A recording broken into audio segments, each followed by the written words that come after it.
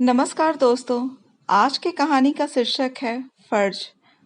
घर की बड़ी बेटी और आर्थिक स्थिति अच्छी ना होने के कारण नम्रता अच्छी पढ़ाई करके एक अच्छी नौकरी कर रही थी। घर में वही सबसे बड़ी होने के कारण मायके की जिम्मेदारी भी वह अपना मान बखूबी निभा रही थी। नम्रता का एक भाई और दो छोटी बहनें थीं, लेकिन पढ़ाई कर रहे थे अभी। उसके माँ बाप के लिए इतने बच्चों की पढ़ाई और घर चलाना आसान नहीं था। उसके पिताजी प्राइवेट जॉब करते थे और माँ भी सिलाई बुनाई करके जितना हो सके उतना अपने घर की मदद करती थी। नम्रता की शादी तय करने का वक्त आया तभी उसकी दोनों बहनें और भाई पढ़ाई कर रहे थे। उसकी शादी समीर के साथ तय हुई। तभी उसने स्पष्ट बताया था कि शादी होने के बाद भी मुझे मायके की थोड़ी आर्थिक मदद करनी पड़ेगी। पिताजी भी बहुत बीमार रहते हैं। उनका भी हॉस्पिटल और दवाइयों का खर्चा करना इतना आसान बात नहीं था। नम्रता अपने भाई बहनों को उनके पैरों पर खड़े हो जाए तब तक मुझे भी मदद करनी चाहिए, इसलिए वह जिम्मेदारी निभा रही थी। नम्रता ने शादी के पहले ही समीर और उसके परिवार के लोगों से यह बात क्लियर कर दी थी। तब ससुराल वालों ने बोला कि हमें कोई ऐतराज नहीं है, तुम नौकरी करती हो और उसे तुम अपने मायके वालों की मदद कर सकती हो। समीर ने तो बोला कि नम्रता, मैं भी तुम्हारे साथ हूँ, तुम नौकरी करके मायके वालों की मदद कर सकती हो, मेरी तरफ से भी कोई इतराज नहीं है। कभी लगे तो मैं भी तुम्हारे भाई बहनों को और मायके वालों की मदद करूंगा, यह मेरा भी तो कर्तव्य है। हमारे दोनों फैमिली शादी के बाद मेरे लिए समान होंगे। ऐसे में दोनों परिवार की जिम्मेदारी निभाना मेरी भी जिम्मेदारी है। तुम टेंशन मत लो। समीर के ये बातें सुन नम्रता को बहुत अच्छा लगा। मेरे होने वाले पति की सोच इतनी अच्छी है, कितना सोचते हैं मेरे मायके के लोगों के लिए। वो भावुक हो गई। थोड़े दिन बाद उसकी सगाई हो गई और फिर कुछ ही दिनों में शादी भी हो गई। हमारी बेटी को इतना अच्छा जीवन साथी और इतना अच्छा घर मिला, यह देखकर नम्रता के पिताजी और माँ बहुत खुश हुए। शादी होने के बाद नम्रता घर और नौकरी की जिम्मेदारी अच्छे से निभा रही थी। इतना ही नहीं, समीर के आने जाने वाले मेहमानों का भी आदर सम्मान अच्छे से करती थी।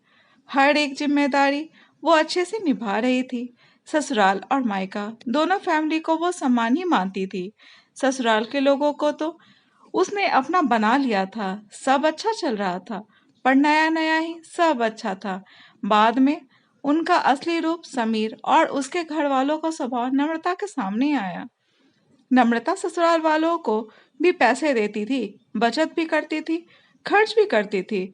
उसे सभी बातों की और जिम्मेदारियों का एहसास था, इसलिए खुद पर पैसे खर्च नहीं करती थी। ससुराल और खुद का सब करके वह थोड़ी मदद अपने भाई बहनों के लिए करती थी। उनकी पढ़ाई चालू थी। पढ़ाई मतलब थोड़े पैसे तो चाहिए ही ना। पर यह समीर को पसंद नहीं था।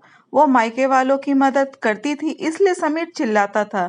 ये वही आदमी था जिसने शादी के पहले बोला था कि वक्त आने पर मैं भी मदद करूंगा। उसकी मदद की अपेक्षा भी नम्रता को नहीं थी। नम्रता की माँ को भी बेटी से पैसा लेना बहुत बुरा लगता था। उसकी छोटी बहन ने पार्ट टाइम जॉब करने की शुरुआत की, इसलिए अब उसका अपने मायके वालों को पैसे देना सास को बिल्कुल पसंद नहीं था। वो तो सभी को बताती थी कि नम्रता जॉब करती है और सारी सैलरी मायके में देती है। ऐसी आधी सच नम्रता को अच्छा नहीं लगता था, पर करे तो भी क्या करे। उसे भी पता था कि अपने मायके की परिस्थिति ठीक नहीं है। थोड़ी बहुत मदद की तो क्या हुआ, मुझे कहाँ जिंदगी भर मदद करनी है भला। आज न कल भाई की पढ़ाई पूरी होकर तो वो अच्छी नौकरी करेगा, माँ बाप की जिम्मेदारी अच्छे से निभाएगा और बहनें तो अपने ससुराल चली जाएंगी। ऐसा नम्रता उसके मन को समझा रही थी। वो किसी भी प्रकार की निगेटिव बातों का भी विचार ना करते हुए सिर्फ दोनों फैमिली का भला चाहती थी। इतना ही नहीं, नम्रता समीर के माता पिता का हॉस्पिटल और मेडिसिन का खर्चा उठाती थी। समीर तो कभी पूछता भी नहीं था, सब नम्रता ही देखती थी। उसे हमेशा उसकी सास बोलती थी कि किया तो क्या हुआ, वह उसका कर्तव्य है, पर ऐसा नहीं बोलती थी कि मायके की मदद करना भी एक कर्तव्य है। यह बात भूल गई थी। दोनों साइड का विचार वह करती ही नहीं थी। कुछ दिनों बाद नम्रता के पिताजी उनको छोड़कर चले गए। तब भी वो हारी नहीं, सब मैनेज कर रही थी। नम्रता मायके वालों की मदद अभी भी करती है। यह सब पता चला तब समीर ने उसे बहुत डांटा। सास ससुर ने भी डांट लगाई, तभी नम्रता शांत ना रह पाई। वह भी पढ़ी लिखी हुई और नौकरी करने वाली लड़की, समीर से ज्यादा कमाने वाली, दोनों परिवार की आर्थिक समस्या वो संभालती थी। उस दिन उसे भी उनके बोलने का गुस्सा आया। नम्रता बोली, अगर लड़की ने ससुराल की मदद की तो चलेगा, और मायके की मदद की तो वो क्यों नहीं चलता? ऐसा क्यों? इसमें क्या गलत कर रही हूं मैं भला?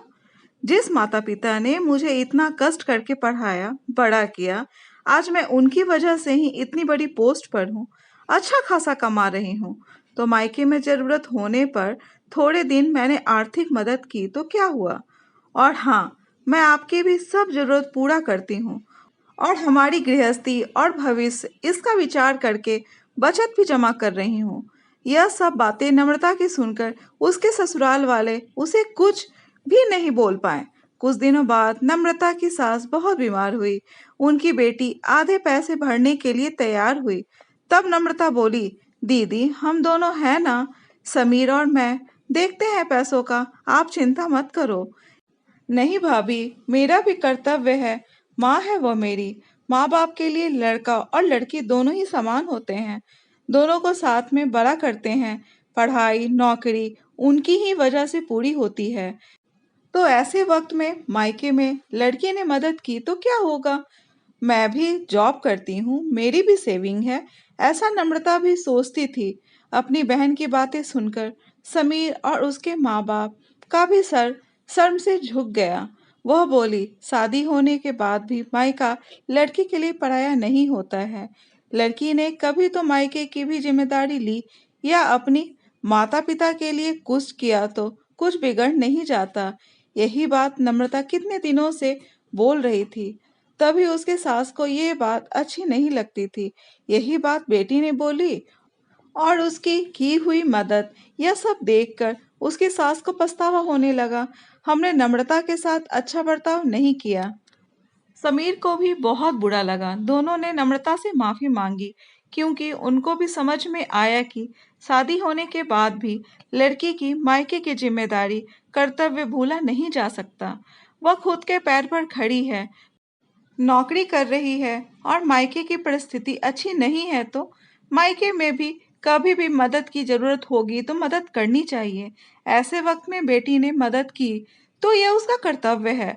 उसके लिए दोनों परिवार समान होते हैं।